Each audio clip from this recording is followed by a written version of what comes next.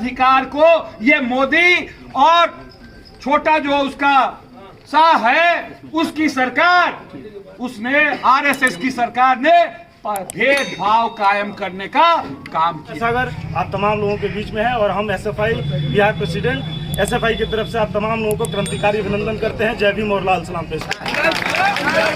साथियों, अभी आप जान रहे हैं कि हमारे सारे गेस्ट आए हुए हैं एक ही नारे के साथ कि इस विधानसभा के अंदर हमें महागठबंधन समर्थित सीपीआईएम के प्रत्याशी कॉमरेड डॉक्टर सत्येंद्र यादव को जिताना है और जिता करके बिहार विधानसभा के अंदर भेजना है। माझी की जनता को आवाज को विधानसभा के अंदर गुजारना है। इसलिए हमें जीतोड़ मेहनत करना है और मेहनत करके अपने प्रत्याशी को जिता करके बिहार विधानसभा में भेजना है। इसलिए एक अपील के साथ मैं अपने वक्ता को बुलाना चाहूँगा कि छात्र, नौजवान और गरीब के सहारे को वोट दो। छात्र, नौजवान और गरीब के सहारे को वोट दो। हंसिया, हथौड़ा और सितारे को वोट दो। तुम्हारे लिए लड़े, तुम उसको वोट दो जो तुम्हारे लिए लड़े, हर मुश्किलों के दौर में जो डट के हो खड़े, जो डट के हो खड़े। इसलिए कांग्रेस आप डॉक्टर सत्येंद्र यादव के पक्ष में मतदान करके इन्हें विधानसभा के अंदर भेजना है। मैं सबसे पहले इससे सभा को संबोधित करने के लिए यू के प्रोफेसर कॉमरेड राजीव कुंवर को आमंत्रित करता हूं कि वो अपनी बात रखें। पर जो हमारे सभी गणमान्य हैं उनको और जो हमारे सभी युवा, बुजुर्ग और तमाम इस गांव के निवासी, उन सबको मेरा क्रांतिकारी सलाम।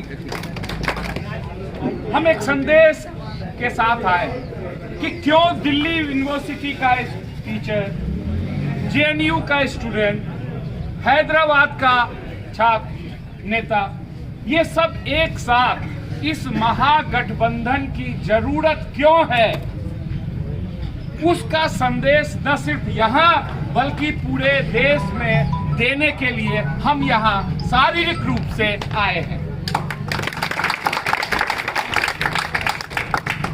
आपने हाल के दिनों में देखा होगा, देखा तो नहीं, सुना होगा, देखा तो हम लोगों ने अपनी आंखों से दिल्ली में कि किस तरह से सीए आंदोलन, जो एक जनतांत्रिक आंदोलन था जिसमें यूनिवर्सिटी के स्टूडेंट, टीचर बड़ी भारी संख्या में निकले और जो शुरुआत जामिया मिलिया इस्लामिया के अंदर शुरू हुआ और उसको दबाने के लिए जिस तरह से लाठी चार्ज किया गया, छात्रों पर हमला किया गया, लाइब्रेरी में घुसकर हमला किया गया, मारा गया, उसके बाद न सिर्फ जामिया बल्कि जेएनयू और बीयू के टीचर और स्टूडेंट उसी रात पुलिस के हेडक्वार्टर पर पहुंच गए और उसकी घेराबंदी कर ली। तब तक घेरे रखा जब तक उन छात्रों को छोड़ा नहीं गया। और बात वहीं तक नहीं रुकी, उसके बाद वो आंदोलन शाहीन बाग होते हुए पूरे देश में शाहीन बाग का एक बड़ा आंदोलन बन गया, जो जनतांत्रिक आंदोलन बन गया, सीए के खिलाफ आंदोलन बन गया।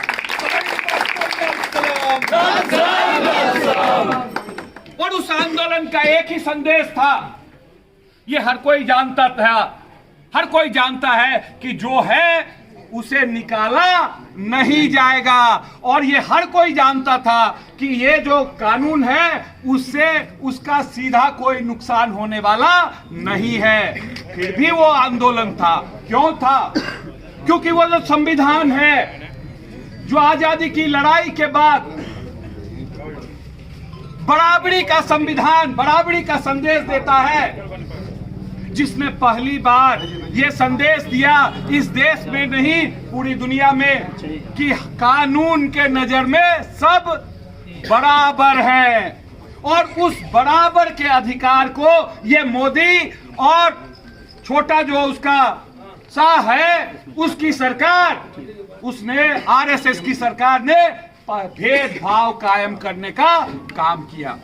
और उसी का नाम था सीए कानून, जो भेदभाव करता था धर्म के आधार पर।